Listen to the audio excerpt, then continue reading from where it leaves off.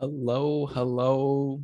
Good morning, good afternoon, wherever this finds you today. Welcome to lunch coaching session, where here our intent is to work a process, um, a practical situation, bring in a situation that the people have that we can work here in the session. And what we're going to bring into the session today will be being one of the four core choices as being a predominant choosing. I choose to be the predominant creative force in my life. And this is one of the four core oriental choices. Oriental means in the direction of, not are you ever really there? Do you ever really arrive and complete being the predominant creative force in your life? It's always striving for and in the direction of, and that's why it's called an orienting choice, because it's in the direction of. And so here, four of them that I work with here today, is one to the overarching one is always in the direction of a life that I love. But when I just use that one, when I just put it out there, it's really fuzzy, right? And what I've been doing is training my muscle to listen to what is it that I love, because for so long I was listening to what everyone else uh, here, not like I was giving the power. I was being a victim to my career by allowing other people's stories in of how I should live my life, how I should do this, how I could do this. And if you see, that is surrendering the power to something bigger than me. And how I work with that here is I call that being a victim to my circumstances. And as a victim to my circumstances, I just notice I, where my patterns, where my automatics, where my behaviors, where my stories, where my beliefs throw me in the direction of a victim. And then I use that to celebrate. When I notice that, when I notice the victim, I choose to celebrate, because that means I acknowledge that is what's got me gripped in the moment. And I can look at it from two ways. I look at it through what emotions, because there's a victim has emotions attached to it, and it's like in that direction. And usually what these are sabotaging identities. And part of a sabotaging identity, which is the opposite of a true choice. One of the true choices here is living a life that we love. The other one is I choose to be the predominant creative force in my life. And that's the one that we're focusing on today. And if we're not the creative force in our life, if we aren't creating it, then it's being created for us. And then it appears as if we can choose to be a victim. And when I work with a victim mentality, I'm also noticing that the judger, my judging of myself, compared to others, compared to where I think I should be, compared to other stories, is a great place for me to begin to notice my judger. And then in that is to notice my victim, where I am smaller. I'm not as big, I'm not as powerful as the circumstances that I'm giving the power to. And this can really mess with us in our creations, in our lives. And really, this is the focus on shaping the life that we want. And what I say here is that when I tend to bring forth the victim, the powerless, and the problem orientation, people take offense to it. Their defense comes up. And in that is part of the pattern to notice, because this is what will show up anytime your emotion or the word triggers you. It's going to take you in that pattern. And what I can say is that when we can stop that pattern of the victim, we can increase the chances and the odds and the opportunities of creating the life that we love. And what I working here with this work 10 months into my process, my 10 months into my objectives, my learning, my creating, my being, choosing to be the creative force in my life. Um, I've listened to over 150 individual client sessions, and nearly every one of them, and in my conversations outside of this work, when I'm not coaching, when I'm just listening and helping and being a part of it as a student in other places, I can consistently hear, now that I've paid attention to it, where people are starting. And where they're starting, I locate them in their conversation of when they are choosing to start. And in this work, what we're aimed at is like choosing to live a life that we love. And so what I listen for are where people are starting, because there's only four structures in life. It is what you want, which means there's a situation that you want to create. It's in the future. It's not there yet, and you would desire to have that. Yeah. Then you have the current reality, and the difference between what you want and where it is now creates tension that must resolve when we put focus on that. And even when we don't put full focus on it, there's a tension there that will resolve in it one way or the other. And it's to notice that its tension is always resolving. It's just how are we choosing to resolve it? And this is what I mean by where we start.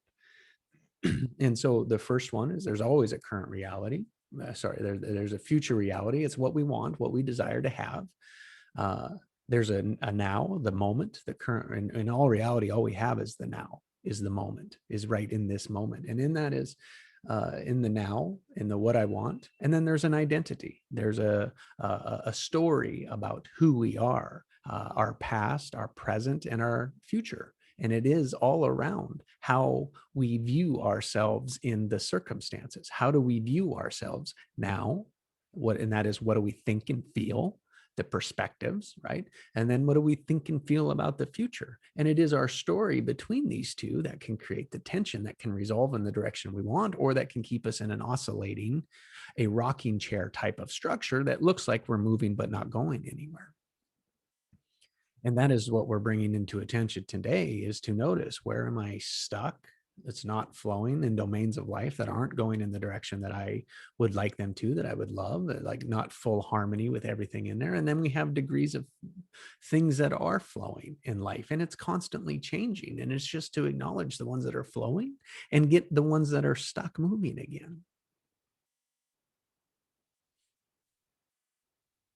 Hmm. And so when we go back to the core orienting choices, like the guides, if you will, like these are the bumpers, these are within we fall. The third one is to live. I choose to live my true nature and purpose. Mm.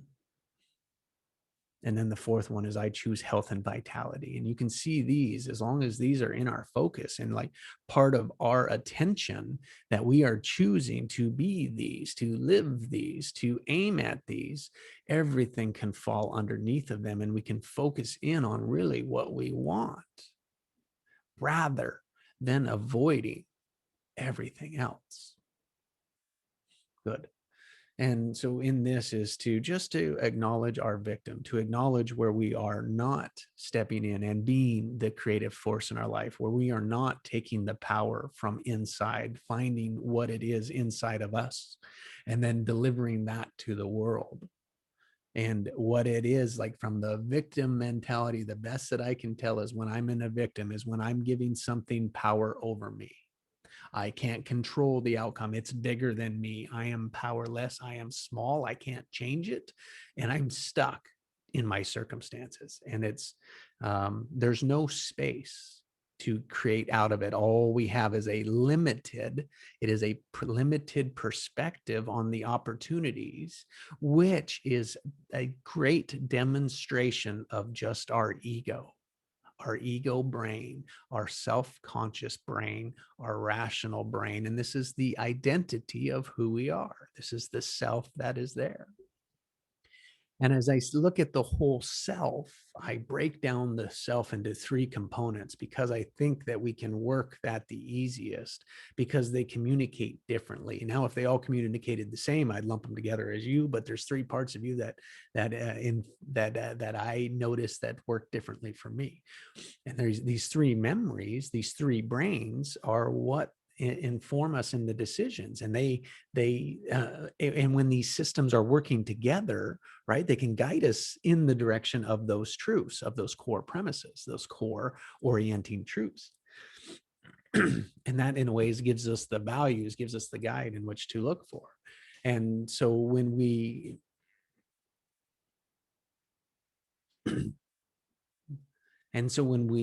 surrender to any one of these, like, can be in the victim orientation, we are really surrendering to a negative vision, a negative belief.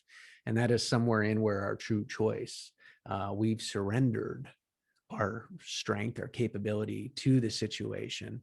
We're judging ourselves, usually judging ourselves negatively, because negative is going to start this pattern, this vicious circle that's in the direction of the outcome that we don't want to produce.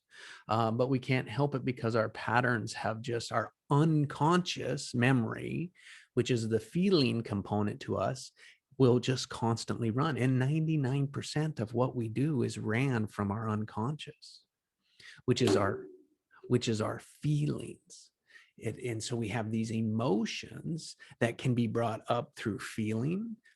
Some outside situation, a stimulus can trigger us, and that can trigger an emotion in. And then we bring in all sorts of stories around that.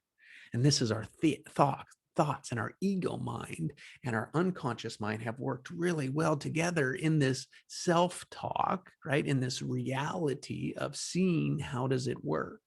And our unconscious, the feeling part of our emotions, is there just to keep balance, to keep safe, to not change. And the best evidence of your unconscious has been what has worked in the past. And so it really prioritizes history. And our unconscious is biased towards what has worked. And our bias is to avoid pain and seek out pleasure. So these patterns that all of us have in the background, whether we know them or not, whether they're victims or creators or not, we don't know because we just live them. And not until we use our ego brain to put attention on it and look at, like, oh, I did this. What are the other outcomes that are possible? Do you see how the self-conscious doesn't want to do this? Because the self-conscious says that is what happened, and I need to find a way to make myself look good. See how I'm comparing, I'm judging, I'm blaming, and all of that is like, now that can begin the victim pattern that, oh, and some of the victim patterns, what it comes down to is that, oh, I'm not enough, I'm not good enough, right? I'm not capable, I don't have the skills, the capabilities, the know-how. I'm not worthy, which means I haven't done enough good in the world so that I can get it in return. And so I'm going to continue to give that out. But then I feel guilty because I give so much out and I don't give anything in return. Yes. And then there's the the victimhood belief, the negative, like, oh, I won't belong. People will judge me. I won't be a part of that anymore. And they won't like it. And man, I'm in the middle of that one right now. It's like getting ready to launch, ready to open up, to invite people into this life-changing opportunities. And I'm sitting here worried as a victim about what people are going to say, what they're going to think, that they're not going to come in, they're not going to buy, they're not going to do all this. And you see how I'm putting all of this power out there and not to anyone else. It's not doing anyone any good, but I just acknowledge that it's there and work to, like, I can work really hard at, like, beating that out and overcoming it, but that's not fun. Right. And so what I can do is choose to make a new story. And what I can do is, like, I work on this to pull off these pieces and just move that out of the way so that it's less resistant. So I have a story about moving into it from a creative point of view, from power rather than from the victim, because the victim, there's nothing to act in. The only action from the victim, from fear, is to avoid. And that has been our pattern as the victim, as I see it most often, is we're really avoiding what we don't want to happen. And so we put so much of our attention on resisting that I can't let this happen, that there's no way in hell will I let this failure happen, this thing happen, this thing happen that's going to be bad for me. And we keep putting all of our attention on that so it doesn't happen. And that is where we start. And I say that is starting in the victim orientation, because what we're doing is we're saying is I have this problem. I have this thing. There's this thing that's now, the now is not good enough. I'm not satisfied with it, and that I want something better in the future. Yeah. Well, the problem with this is that now our identities come in and they are confused, because what we need is the identity of who you are now to be able to accept what you want in the future. But you don't have what you want now. And for that, you have said you are less. The identity of who you are, you're not good enough, you don't belong, you're not capable, you're not perfect, you're insignificant, and you don't matter. You're not good enough. And so you've already played this story in, yet you still want this out here. You see how our identity does not match that. And so as you do and move towards wanting the life that you want, the identity says, I can't have that. The future is going to be better. That's going to be a different identity. And that is not you. And for you, those parts of your identities are going to have to die. You're going to have to let go, but that is fear. And then the victim does not want to go into fear. And so we avoid, again, avoiding the fear, avoiding the situations that don't happen if we were to fail for going for what we want. Why wouldn't we just go for what we want? Why would we try to avoid and resist all these other things that are happening? Example for that is like, oh, I'm going like money. I want to make money. I want to earn money. I want to make enough money, financial abundance, right? We go for that's like, yeah, everybody wants more money, right? But then you think about who is the person that you need to be to get more money. And if it's not the same person, it's not going to happen. And that is the one thing that we can control is our story, our perception, the way we view it. Because if we can select one way that it is, that we can see it this way, we also have to accept that it can be anything else. And this is the ego. The limitation of the ego says that we can get trapped in, oh, this is what it is, by labeling it, contexting it, putting it in here. And this is the polarity of where everyone is living with, is like the good and the bad. And it's like, if good exists, bad has to exist too. And it has to be in a degree of it. It can't be just that. Hot is just not one thing. Hot is a degree. It's an assessment. And it's an assessment in comparison to cold. Good is just a comparison, a judgment, a criticism, a victim to bad. And their degrees. So you can see how our ego mind, our victimhood, is in polarity, which is the lowest level. This thing at 7, we begin to see the world through the words, and that's how we make sense of it and connect those words to our feelings that were there first.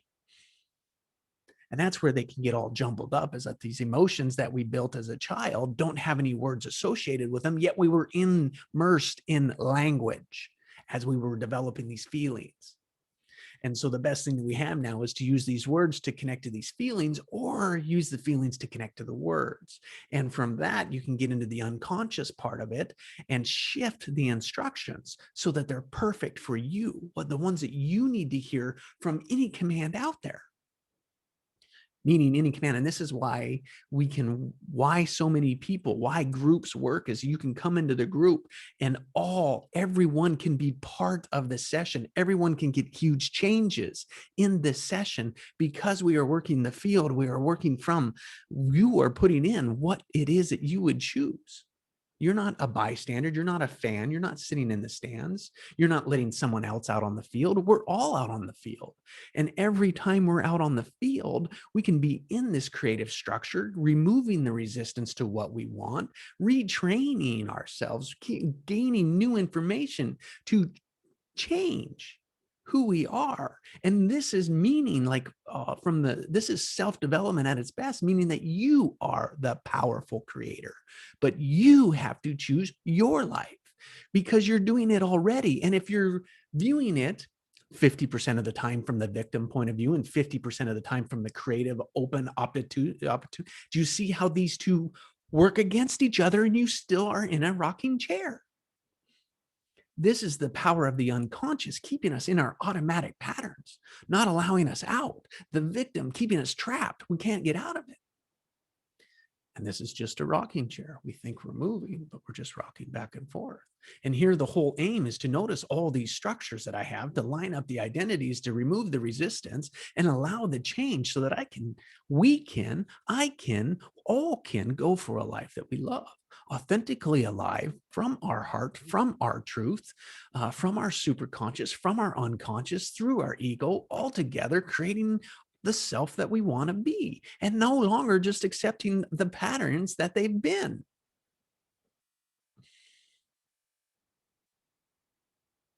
And this is a huge shift when we begin to notice, how much am I running from a limited perspective that it is this way, and I'm not even looking at all the other things that it could be, where I'm powerless to the circumstances.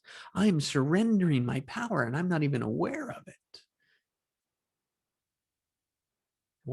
The problem, where I'm seeing this is the problem. And when I create the problem to be there, the solution can only exist in the existence of the problem. And this is where I see most people starting from this is how it is now. This is why it's not good enough. That's where I'm going. And when we do that, and then I sit and ask, it's like, well, how would you like that to be?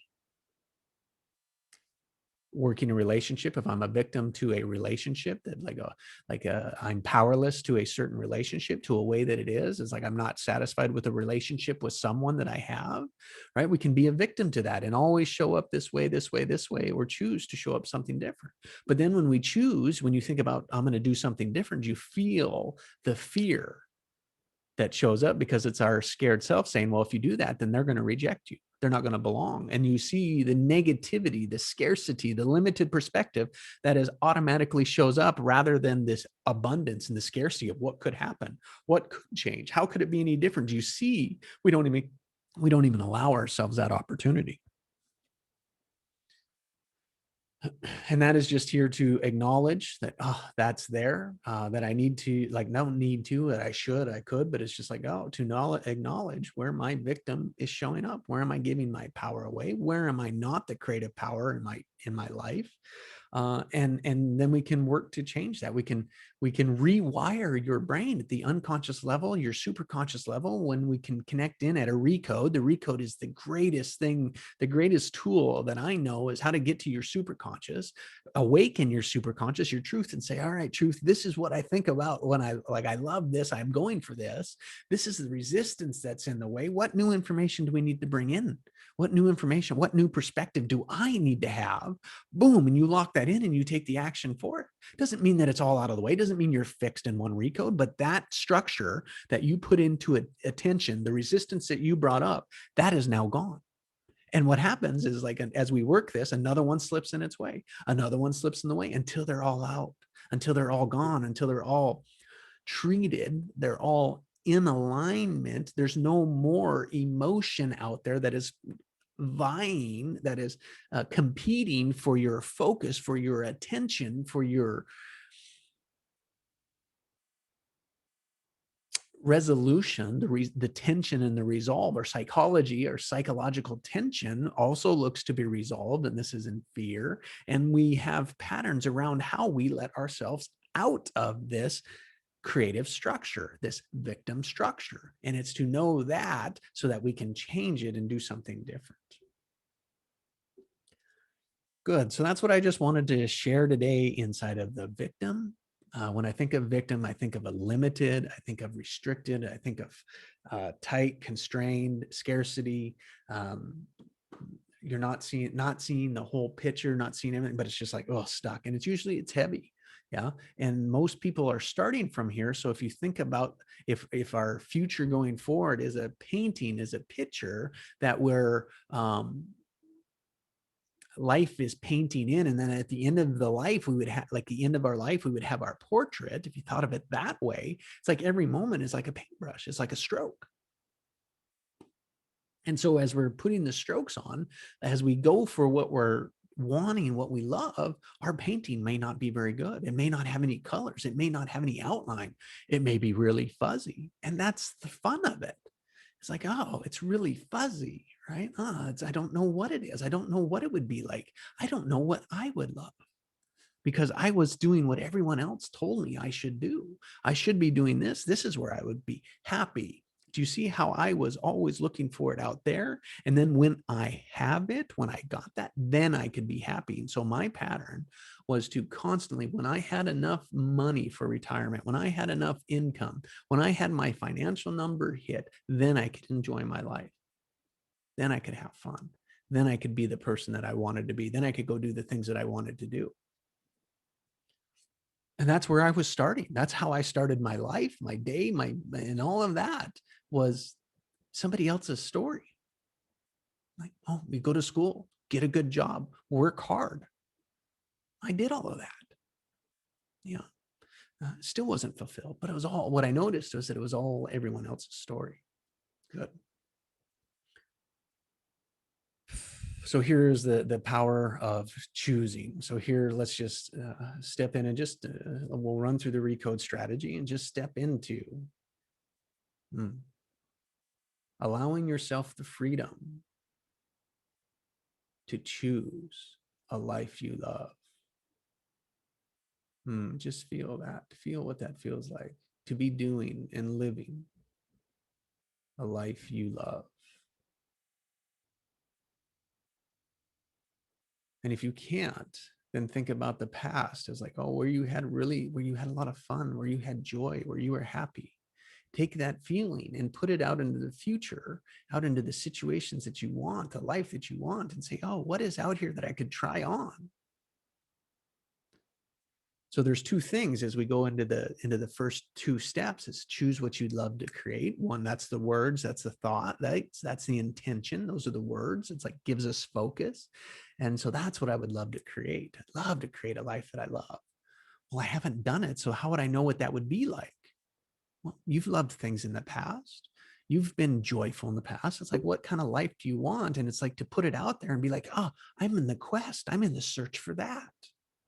I don't know what's going to show up, but that's your strokes. This is your painting.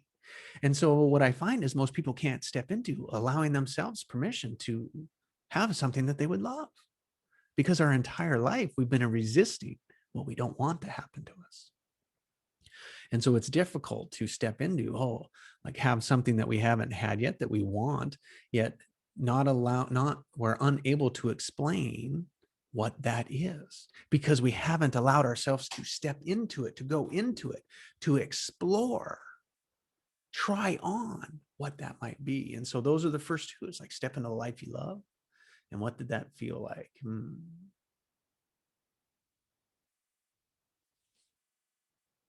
So if you're in the life you love, now think of yourself as the predominant creative force. That means that you can, if you don't like something, that you can create it. You can choose a new story.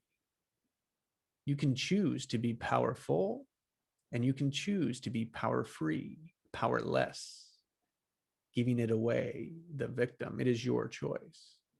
Just notice what they feel like. Notice the difference between them. Just notice that the victim, just when you're the victim, what does it feel like? And if you're resisting, even acknowledging that you are a victim, because that is part of it, super conscious, yeah. Just acknowledge all the resistance to victim. Because if we can't allow ourselves to see the victim part of us, we cannot see our blind spots. And I'm not saying we have victim all the time, that we're constantly not handicapped, but like so much of a victim that we can't do anything. That's not what I mean. And I don't mean that we're beating ourselves up, but when we are beating ourselves up, we are beating ourselves up and we're a victim to it. And it's to acknowledge these patterns, because if 50% of the time they are running and 50% of the time we know how to create and we're creating, which we don't, can you imagine like how these two cancel each other out? And here's what I say is that I think most people are running more of a victim than they're creating what they want. And it's because we're in the wrong structure, because we're starting with the now, we're starting with the problem orientation. And so this is a victim to our circumstances culture that is producing the results that we're not satisfied with. We're not fulfilled. We're not happy. with. We're not living the life that we love, and it's because we think we're broken and we're powerless. Good. So step in, just acknowledge becoming the powerful creative force in your life. Give me permission to connect to your superconscious. Good. Superconscious, do you see the resistance to victim? Just acknowledge the feeling of this. Just acknowledge all of the learning that was here today. Just allowing this to all aspects, coming in and listening for it. There we go. Superconscious, just acknowledge all, tag and treat all of the victim parts here, the victim patterns, the victim circumstances, the powerless, and all the ones, all the situations that showed up. Just allow this resistance to show up, to come up. The resistance to a creative force, the powerful creative force. Superconscious, do a massive change history on this resistance. On this resistance of victim. Superconscious, see this resistance. Good. And just notice how your tension just released. Now, as you think about the victim, do you see how that tension is no longer as strong as what it was? We've released some of it. And releasing that means the emotions that you had are wrapped around this word. We've allowed them to come out. Rather than not being able to look at it, not to explore it, it's like now that the skeletons are out of the closet, we can come in and look at that. We can explore it from a central, from a non-bias, from a open point of view. And when we come from an open point of view, we can choose, I want it to be this good, or I can choose it to be a victim. And this is where we truly have true choice, is when our polarities is in the middle, when our ego is not bouncing around all over, but our ego is in alignment with our unconscious, with our superconscious. Superconscious, do you see the peace that is allowed here when the ego can be quieted, when the victim can be quieted, and when we can produce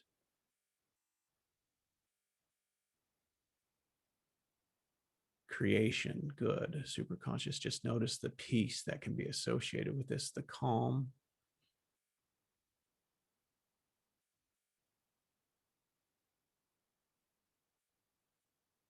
Superconscious doing massive change history on the victim, on powerless to our circumstances, and all of the resistance that is in the way of living a life that we love, of living the predominant creative force, all the beliefs and judgment about self, about others, and about the world, that it is too big, that others don't believe, they don't belong, I don't belong, and just treat all of the pattern, the judger, self-judging patterns, the conflicted internal parts and personalities and aspects, the limited beliefs that are no longer increasing satisfaction, rather just maintaining the status quo. Bring all of these out, shake out all those cobwebs, superconscious, and do a massive change history on all these limited beliefs that are keeping, restricting, and pulling away from a life that we love. Take a deep breath in, and now just think about being the predominant creative force in your life, that you are choosing to live the life that you love. You are choosing to live your truth. You are choosing to live and find what is true for you. And this is the journey of life. This is the journey of love. This is a journey of the future, of what you want. Identities are the same, of who you are now and who you're going to be in the future is the same. It's just different. Superconscious, treat this, do a massive change history on all these limited beliefs, all these stories, all these perspectives on the victim.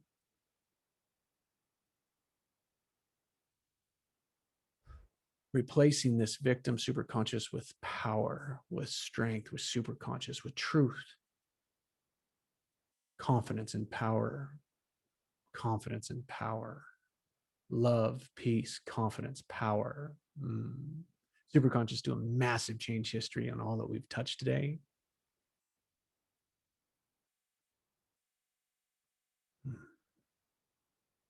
And just observe your obvious action. Ask yourself from this point, what is my obvious action? What is next step? knowing that action can be masculine as an action is to go do, get it done, work at it. And also as feminine is nurturing, taking care, peace, letting it go, letting it be as it is. Superconscious, the life that we love as fast as possible. Do a massive change in history on everything in here, treating it in the greatest way possible for increased satisfaction in life, decreasing pain. Ground all memories that we've touched back in the matrix of the universe, coding them, saturating them, filling these shifts and voids and ripples with love, peace, calm, power, and confidence. Let that process, and you can come back when you're ready.